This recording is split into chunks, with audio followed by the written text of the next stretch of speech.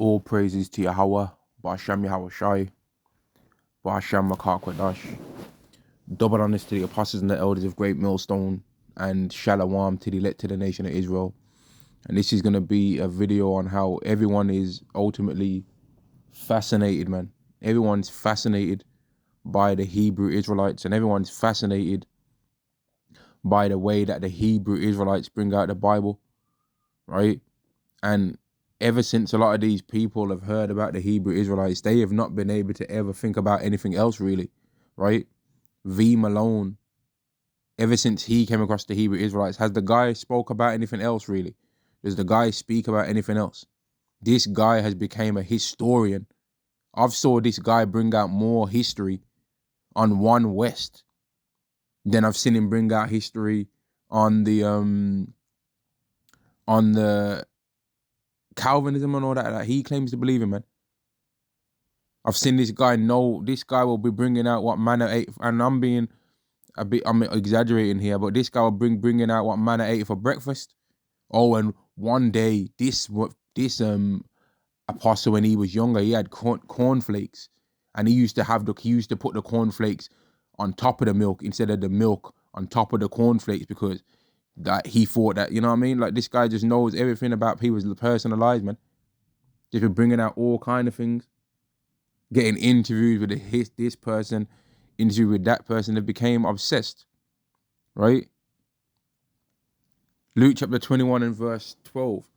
But before all these, they shall lay their hands on you and persecute you, delivering you up to the synagogues and into prisons, being brought before kings and rulers for my name's sake. And part of that is kind of how you're seeing these examples of how Israelites are ending up on podcasts and stuff like that, which I'm not saying that the podcast is being brought before kings and rulers, because the Israelites that ended up going on these podcasts again, they got told to do, well, they never got told to do that, but they did that themselves. But that's an example of how the Israelite doctrine is going to be shown to the world. You know what I mean? But it's going to come times where people are in front of world leaders type people, man.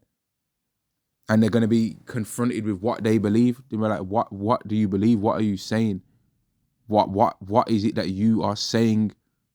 You know what I mean? What is it that you believe? What is it that you have come to understand, man? Right? Verse 13, and it shall turn to you for a testimony, right? That's going to be a chance to rebuke this world when that happens. For the people that are lucky enough to end up in that situation, that's going to be a situation where you are able to rebuke this wicked world, man. Verse 14, settle it therefore in your hearts, not to meditate before what you shall answer. So don't start writing down. He's saying, don't start thinking about writing notes. Oh, if he says this, then I'm going to bring this scripture.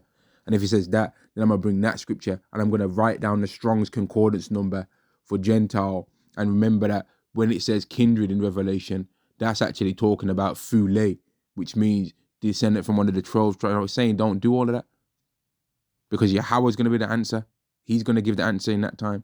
Verse 15, for I will give you a mouth and wisdom, which all your adversaries shall not be able to gain. And resist. So in that main day, when the Israelite is brought before these people, or Israelites are brought before these people to be ashamed, really, and to try and be condemned, that's the time that Yahweh is going to speak through those men to condemn this wicked world, and nobody's going to be able to say anything in that day.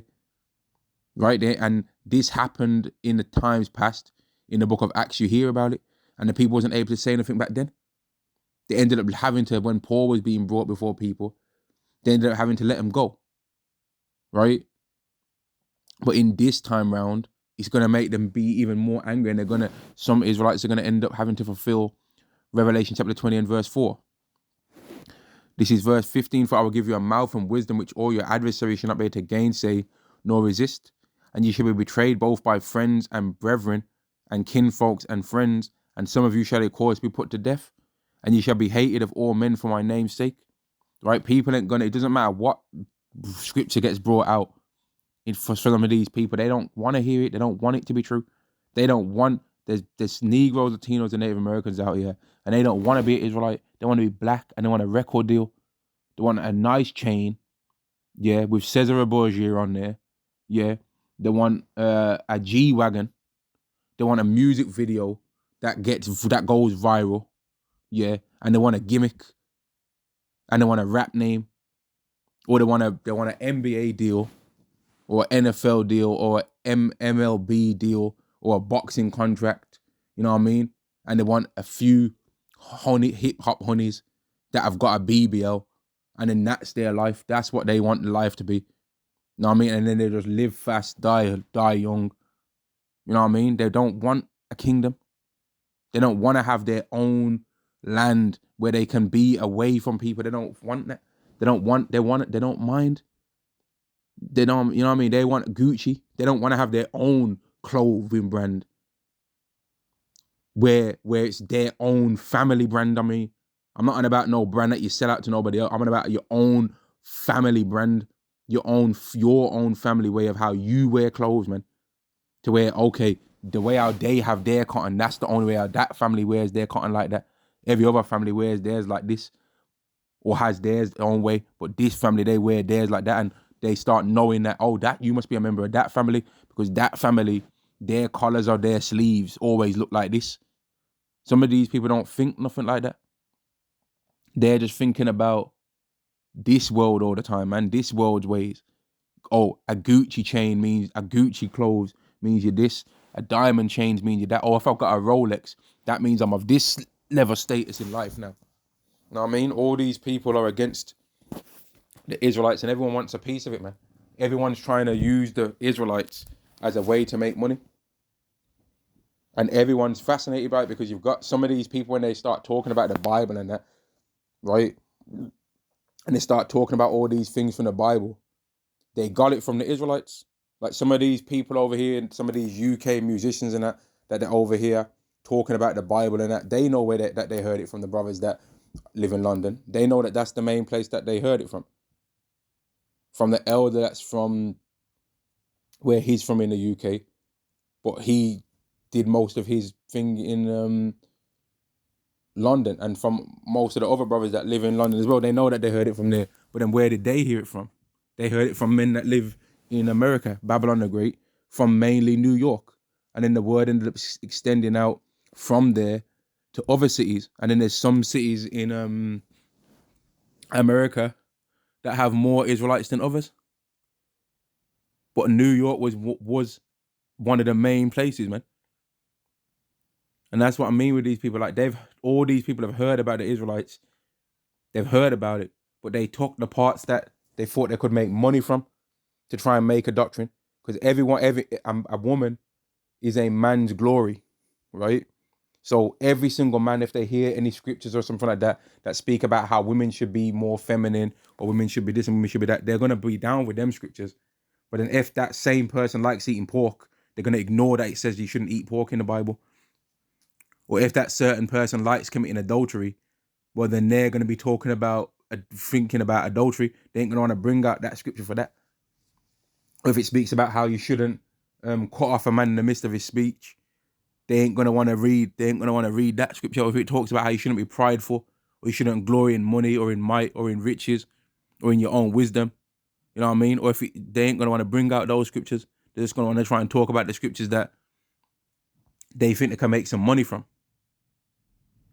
which is the women topic, man. The women topic is one of the main ways how you can make money, talking about that in this world. And people found that out through the whole Kevin Samuels, Tate thing, and the Fresh and Fit podcast mainly. That's probably the main one that made money.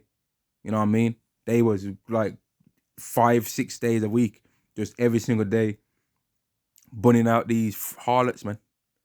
You know what I mean?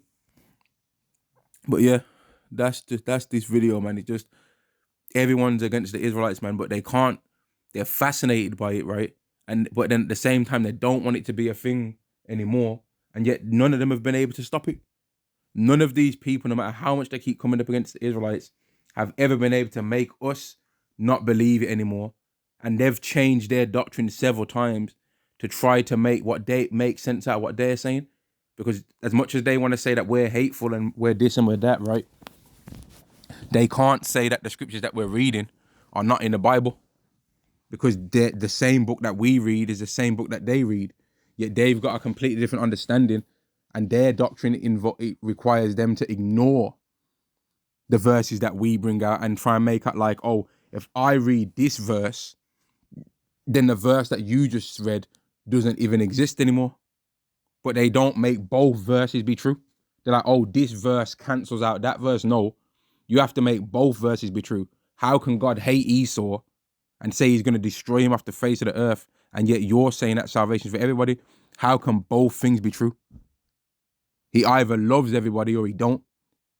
But then if he loves everybody, how comes he's going to destroy Esau? All of them. That's what it says in Obadiah 1 and 18. How can it be fair when it says that God made the Edomites to hate them? And you people have to answer that. You have to find a way to make it make sense, but you can't. You still have not been able to do it. We have. We've done it. And then now it's like all you people can try and say is, oh, everyone's an Israelite, which how comes you wasn't saying that at the beginning of your Christianity doctrine then? How comes everybody wasn't an Israelite back then? And how comes you don't say that to the people that live in the land of Israel then? How comes they're getting government funding to further war if everyone's an Israelite? So the hypocrisy is being shown to the world, man. But yeah, shalom.